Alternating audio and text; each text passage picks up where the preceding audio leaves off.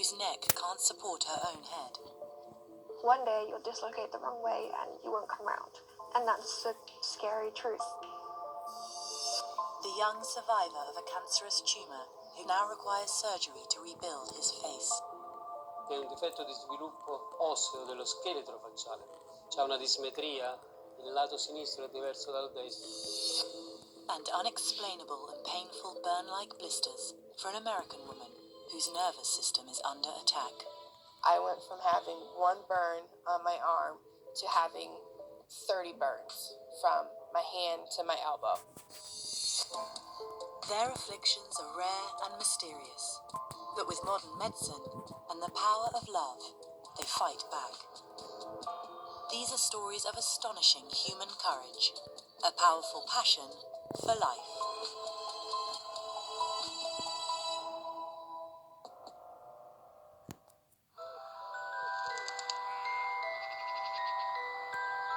Haywards Heath is a town in the UK that's nestled in the countryside south of London.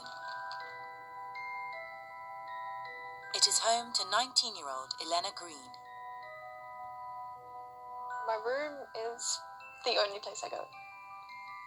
This is literally the thing I see day in, day out. I don't leave.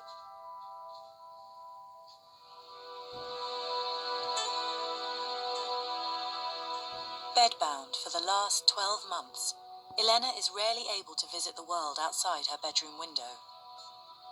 It's frustrating, especially because this hasn't been the way my life always has been, because I know what it's like to be normal. Unable to stand up, Elena suffers from a complex genetic condition that affects all her joints and is slowly shutting down her bodily functions. Okay, Elena, do you want your pain relief, darling? Yeah. Yep. But in a few days, Elena is going to Barcelona for a make-or-break operation. I mean, the doctors turn around and they go, oh, if you don't have your surgery, you're going to start fitting. And once you start fitting, you'll dislocate more. And the more you dislocate, the more danger you'll be in, until one day you'll dislocate the wrong way and you won't come round. And that's the scary truth, so...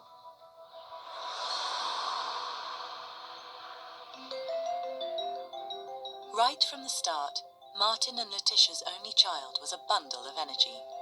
She could sing, dance, put on shows, play music. A little bit mischievous every now and then. Too smart for her own good sometimes. Too smart for our good sometimes, anyway. As a child, Elena was incredibly flexible, but it was assumed she was just hypermobile or double-jointed, a condition that affects around 20% of the population. But aged 11, her ballet teacher expressed concern about Elena's extreme flexibility. Her teacher came to me and said, I'm sorry, I can't put Elena forward for the exams, and I can't ask her to stay. She must leave. She's dislocating her knees and just popping them back in. As Elena reached her teens, she was still really active, although her joints were constantly dislocating and causing serious pain. She was also having regular dizzy spells and severe headaches, but her doctors couldn't diagnose what was wrong. I think the worst point was probably when the pain was there and I didn't have a name for it, and I didn't have a doctor that would turn around and say, oh yeah, I know what's wrong with you, so I can give you a pain medication. It was only when Elena was 15 that after collapsing, she was sent to Brighton Children's Hospital. She was there about a week when they decided that they're pretty confident that she had Ehlers-Danlos syndrome, and this was causing her to pass out and causing the dislocations. Affecting as few as 1 in 40,000 people, Ehlers-Danlos syndrome, or EDS, is a rare group of inherited disorders that affects the production of collagen in the body. Collagen gives strength and elasticity to all the body's connective tissues and is essentially the glue that holds a body together. So Elena doesn't produce enough collagen to hold her joints in place. The next 2 years, she was in hospital much more than she was out. Having a name for her problems helped the family understand what was happening. But over the last 3 years, the EDS has had a devastating effect on Elena's body. Elena dislocates several joints every day, Her wrist will come out, her fingers will come out, her feet, her toes. Her hips are the worst, I would say. Pain is so excruciating. I mean, I've been up a couple of hours, and I've probably dislocated 7 or 8 times already. In addition to the dislocations, the lack of collagen in the connective tissue around Elena's digestive tract means that she's unable to swallow food.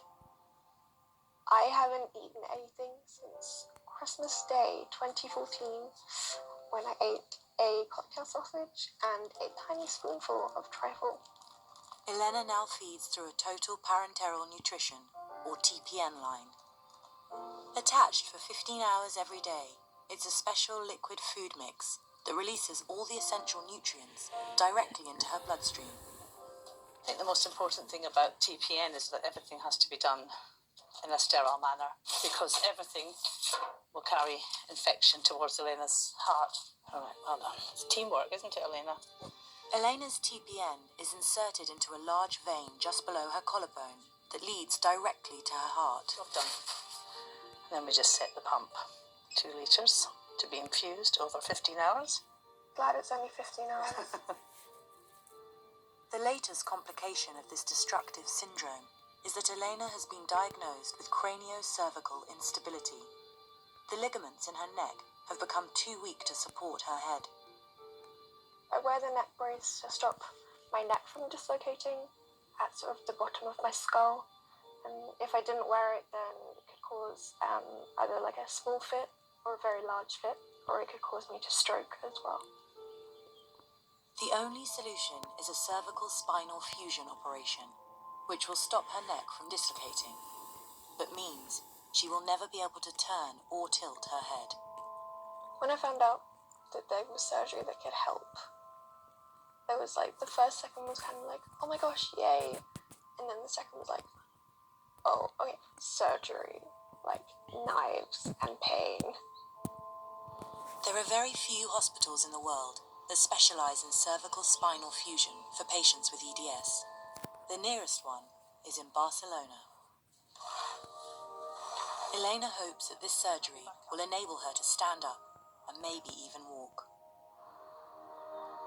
We understand that there's an 80% chance of regaining full function. Those are huge numbers that can't be anything else but very encouraging. I mean, we can only think of it being successful. We can't think of the negatives. Just go there. Taking enough for 6 weeks. After that, we're scuppered if she has to stay any longer. Despite favourable odds, there is still a 1 in 5 chance that surgery could fail, and Elena will be bedbound for the rest of her life. You can't live like this forever. And I'm not feeling like I'm living. I'm kind of going from minute to minute, to day. That's not enjoyable.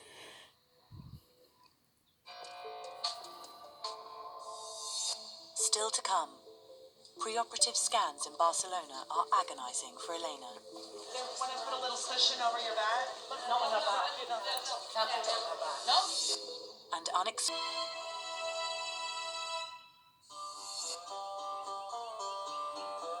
On the outskirts of Phoenix, Arizona's state capital, lies the city of Peoria. This part in Italy claimed to have found the cure for CRPS, but the treatment is not yet legal outside of Italy. So Kayla would need to raise funds to travel there for treatment. It's like, do we,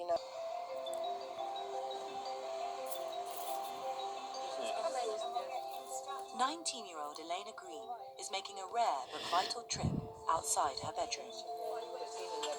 She has Ehlers-Danlos syndrome, or EDS, which means all the connective tissue in her body is so loose that her joints constantly dislocate. Elena's case is so extreme that her neck cannot support her head, so her skull is crushing the nerves in her spinal column. It's not hurting your back. No, it's perfect. Elena is being transported by air ambulance for life-saving surgery in the Spanish city of Barcelona. At the city's Technon Medical Center, neurosurgeon Dr. Gillette specializes in spinal surgery on patients with EDS.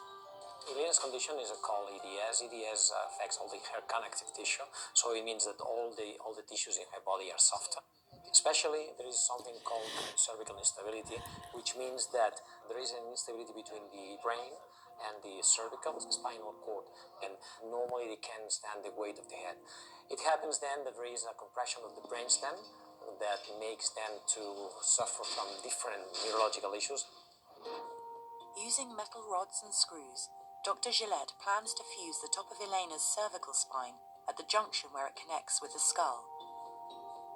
After surgery, Elena won't be able to turn or tilt her head, but her neck will no longer dislocate and pressure will be released from the nerves in her spinal column. This kind of surgery in these EDS patients they describe it like being back to life. The neck pain and the head pain is improved. In Elena's case, we would like her to recover the urinary function. And the second thing, this is something we cannot assure, is that she will be able sometime to be able to walk again. Prior to carrying out the planned surgery, Dr. Gillette requires several scans of Elena's entire spinal column and her skull. You're going to try to do the MR on either the left or the right side, as you can't keep the steady position on your back. Is that correct? Because of the pain? All right. The pressure caused by Elena's skull pressing down on her spine means her back is incredibly sensitive to the touch. They want to put a little cushion over your back. No, on the back. No? No? Each scan will be used as a guide by Dr. Gillette during surgery. So there's your brain scan over there. So you've got one. All of these scans will give a 360-degree view of Elena's skull and neck for navigating the exact placement of screws in her spine. Okay, we are done. I wish you good luck. We think that Elena is ready for surgery. It's not an easy surgery. It's a long-lasting surgery, a long recovery, with a lot of potential comorbidities, so you have to be really convinced. Hello, good afternoon. Hello, to see.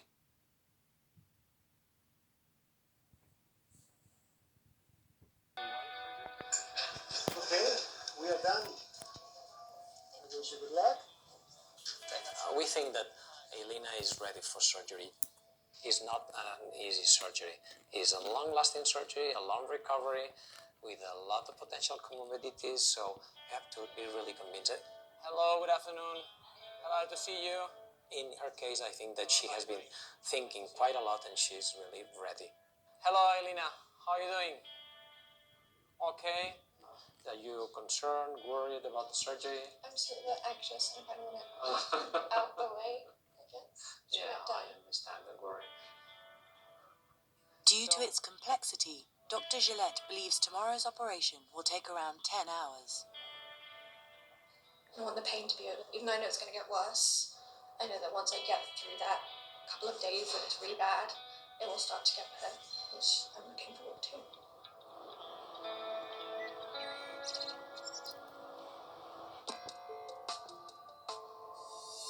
Still to come, the placement of screws is fine-tuned during Elena's operation. So we have to pass the screw on the top of this. We cannot go through this. We have to go up. And the young survivor of a cancer...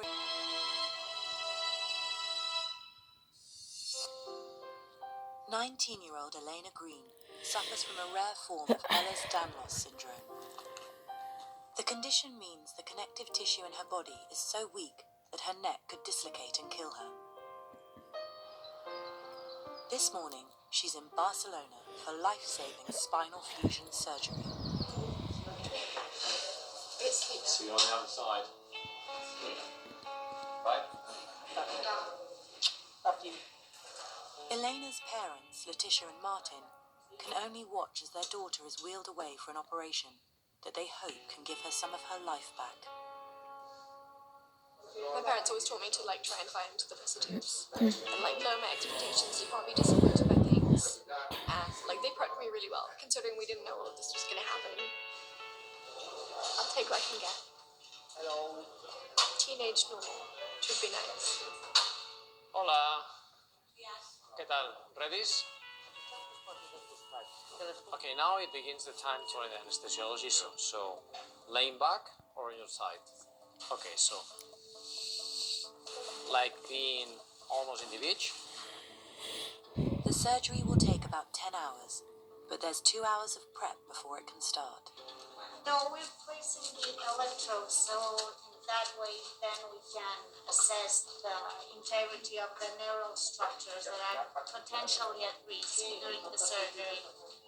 The key part of today's surgery is to fuse Elena's neck and skull. By using a specialist clamp, the surgeons are able to hold Elena's head at a predetermined angle. Because imagine that we fuse somebody in that position, or in that, or in that, or in that. So afterwards, it will be not possible to read. Okay, so it's better that they look to the foot, that they look to the ceiling. As she will not be able to turn or tilt her head after surgery, it is vital that the position is correct.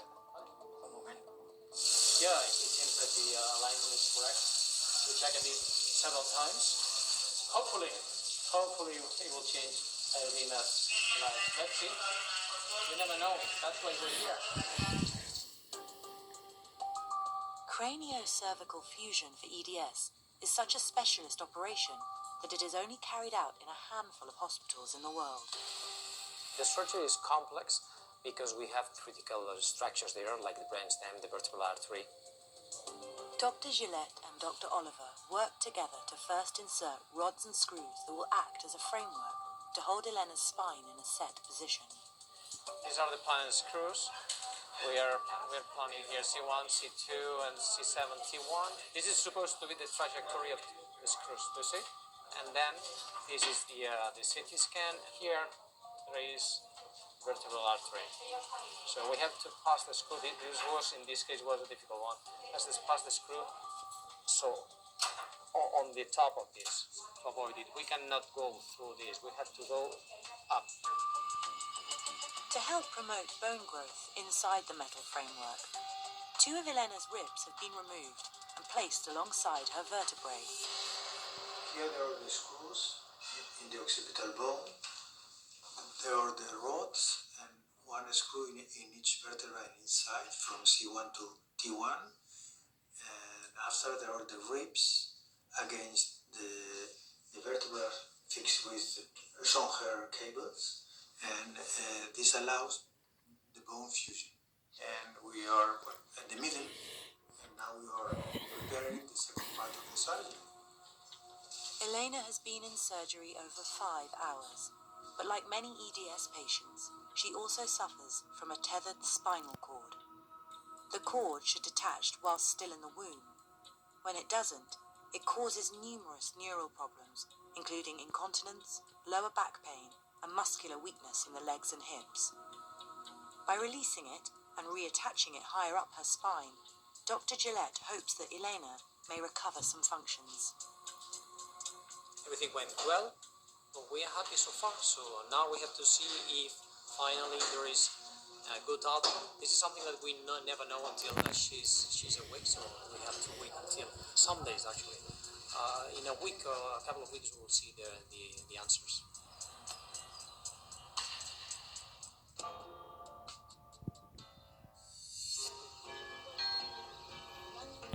On the southwest coast of Italy,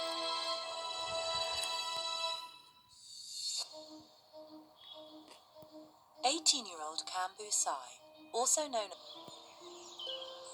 It's now 12 weeks since the surgery. Within the first couple of days of waking up, I was able to lie on my back, so all the pain in my back had gone, apart from the surgical pain. I could stand up after a few more days after that, and then I could start walking, and then my bladder function returned. Exceeding all her surgeon's expectations, Elena was released from hospital just 12 days after the operation. I know that my surgeons were definitely surprised how fast some of my symptoms either went away or new ones came, which was really encouraging. Being able to stand up faster than they expected, being able to stand up at all, all of these things definitely came faster than my surgeons were hoping for, which is always nice to be ahead of schedule. Since returning from Barcelona, Elena has been taking more and more steps every day. I can walk again, obviously. Might seem like a small thing to everyone else, but if you haven't been able to walk on your own or walk at all, being able to stand up by yourself, even if it's holding on to a walking stick or a frame or something, is amazing, and I don't think I can explain that feeling at all. Prior to surgery, Elena had been losing her sight and had no bladder control. But both of these have returned as the nerves in her spinal cord are no longer compressed. Despite all the positives that have come from the surgery, Elena still suffers from many other symptoms of Ehlers-Danlos syndrome. This surgery has not cured me. It has cured the instability in my neck. It means that if I sneeze or cough, I'm not going to die and I'm going to be paralysed from something like that. That is fixed. But everything else, the EDS, the gut problems that the EDS has caused, the dislocations, all of those things are not going away. I'm going to have them for the rest of my life. While I'm not cured, I'm better than I was. But I am going to dislocate every day, hundreds of times a day sometimes. And I'm not going to eat, I'm not going to drink, probably ever for the rest of my life. But that's okay. I can deal with those things because it's my normal. It's not anyone else's normal, but it's my normal and I can deal with that. Elena still needs to take things slowly, but she is determined to get her life back on track and plans to return to school in the autumn term. I have my life back, basically. I lost a whole year of my life, and now I feel I can get back to what I should be doing as a teenager, a human being in the 20th century. I feel like I can function properly, which is nice.